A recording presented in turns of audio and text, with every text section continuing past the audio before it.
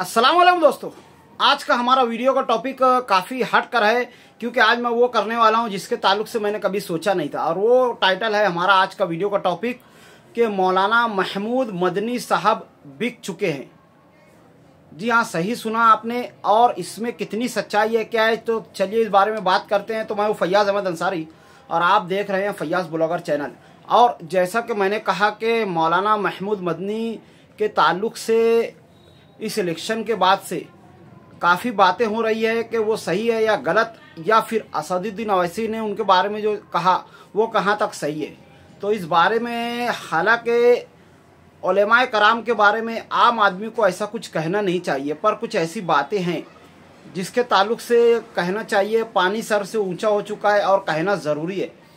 जैसे कि आप अगर देखेंगे कि इस इलेक्शन में जो हुआ है, यानी मौलाना महमूद मदनी साहब ने महाराष्ट्र के ताल्लुक से जितने भी यहाँ पर सेकुलर ताकतें हैं, सब के सब एक हद तक 90% सेकुलर ताकतें जो है बीजेपी के साथ मिलने वाली थी, इसका अंदाज़ा आम आदमी को भी हो चुका था। और उसके बावजूद मजलिस इत्तेहादुल मुस्लिमीन की हिमायत ना करना या उनके खिलाफ रहना और सेकुलर ताकतों का महाराष्ट्र में साथ देना, ये मौलाना महमूद मदनी साहब की एक बड़ी गलती थी।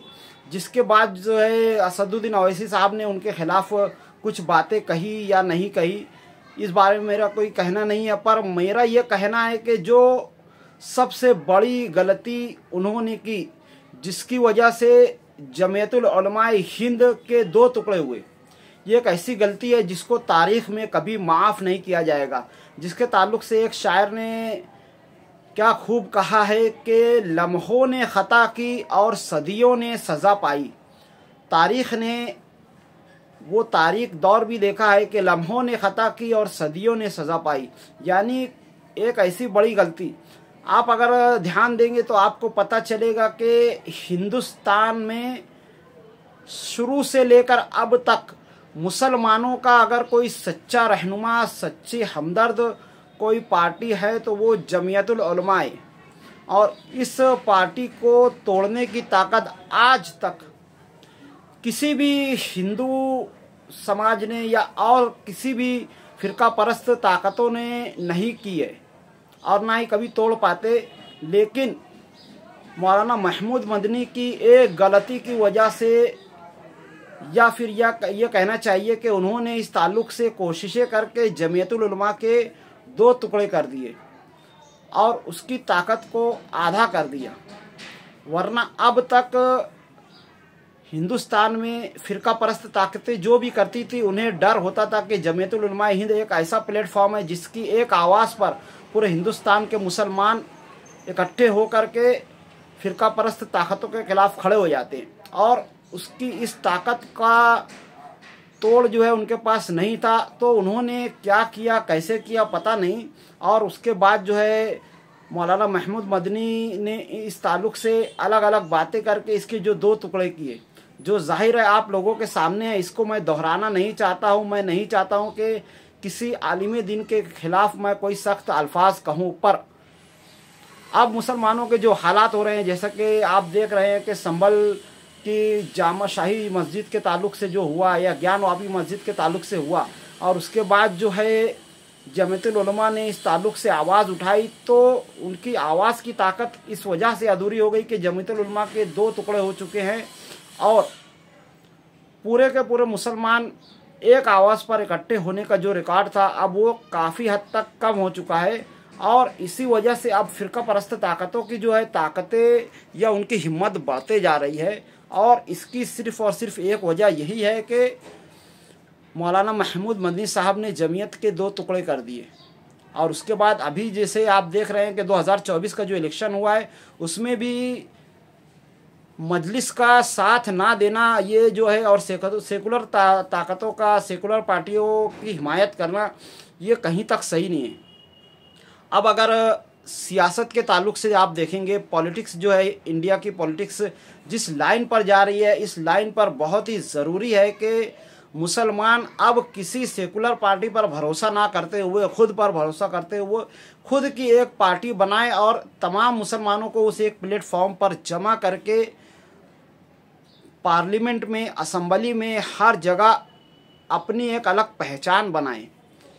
कुछ ऐसी पहचान के जिसकी वजह से फ़िरका परस्त ताकतें अगर कोई आवाज़ उठाना चाहे तो उन्हें ये पता रहे कि इस एक प्लेटफॉर्म से मुसलमान सियासी तौर पर इकट्ठे हो जाते हैं। अब तक जब से आज़ादी मिली है तब से अब तक आपने खुद देखा है कि कांग्रेस के दौर में ही मुसलमानों का ज़्यादा से ज़्यादा नुकसान हुआ है। बाकायदा कई बीजेपी के नेता लोगों ने ये कहा है कि जितना भरोसा हिंदुस्तान के मुसलमान कांग्रेस पर करते थे, अगर वो उतना भरोसा अल्लाह पर करते तो उनका कोई बाल भी बाका नहीं कर सकता था। और इसी चीज़ को मद्देनज़र रखते हुए मजलिस का जो है क़याम हुआ और मजलिस ने अपनी खुद की एक पहचान बना करके इलेक्शन लड़ना शुरू किया। तो जाहिर है मुसलमानों को इकट्ठा होकर के उसका साथ देना चाहिए था। पर हमारे कुछ ऐसे नाम नहाद सियासी लोग या मौलाना हैं जो मुसलमानों को इकट्ठे नहीं होना देना चाहते हैं और सेकुलर पार्टी के नाम पर जो है उनको बांटना चाहते हैं। और जाहिर है जब बटेंगे तो कटेंगे और हमें हालांकि और कोई नहीं काट सकता है, हमें हमारे अपने ही काटेंगे। हुजूर पाक सल्लल्लाहु अलैहि वसल्लम की ये दुआ थी कि अल्लाह मेरी उम्मत को दूसरे कौमों के हाथों जलील व रुसवा ना करना, और उस दुआ को कबूल कर लिया था अल्लाह तबारक व तआला ने। लेकिन हमारी जो कौम है या उम्मत है उसको जो है हमारे अपने ही जलील और रुसवा कर रहे हैं, बर्बाद कर रहे हैं, एक नहीं होने दे रहे हैं, बिखेर दे रहे हैं।